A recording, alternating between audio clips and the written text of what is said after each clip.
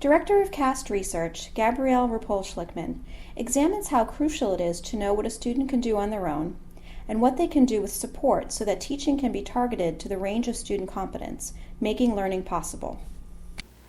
So one of the most important things that we can glean from the learning and neurosciences to inform teaching is that it's actually impossible to separate individuals from their contexts when you think about learning. What you know and understand varies depending on the context. When I try to talk about this and explain it to people, I often use baseball as an example. So for example, you might have an incredibly competent pitcher who tends to pitch with one also highly competent catcher, and they have this very high performance routine. But then say you have a novice catcher come in. The pitcher might vary from his high level of pitching because he's not getting the same feedback or support from the catcher. And you might hear him say in the context of his post-game press conference that he just didn't have the pitch today, or they're working out issues in their relationship. But it's in fact the case that this lower performance isn't some kind of illusionary departure from what the pitcher's actual and the catcher's actual skills are, or from what they really know and understand in the context of baseball. It's what they actually know, what their actual skills are under those conditions. So it's important to understand that knowledge, skills, and understanding are in fact variable depending on how much support you have, how much practice you have with the other person, how comfortable you feel in the context. There are a lot of variables at play. So let's think of some examples from education. Most of us have had the experience where you struggle with a new math problem or a procedure or a concept, and you're working with your teacher or your tutor or a peer who's a little bit more advanced than you, and they're supporting you through the process, and you feel incredibly confident.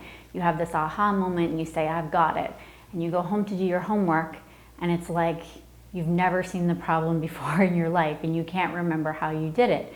But in fact, that is what you know and understand without support. If you had the support there, you would have the aha moment again and be able to engage in the problem successfully. And it's not that the more competent mentor or tutor is doing the problem for you. They're offering you the exact support that you need to be successful at the problem in that context. It turns out that the difference between what you know and understand under support and what you can do on your own is really important to knowing what to teach. And so, especially in the context of formative assessment, in classrooms, we want to do both. We want to know what kids can do on their own, what they can do with support, and that will tell us what we need to teach, how to teach, and when students are about to make a major conceptual shift.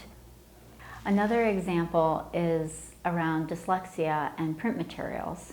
So it is possible that through the context we create in classrooms that we actually set up barriers that would provide for lower engagement and lower performances in learning than a student is actually capable of. So for example, students who are dyslexia may struggle profoundly with decoding text. And in the context of the remedial reading classes, it's perfectly reasonable for them to work on that skill.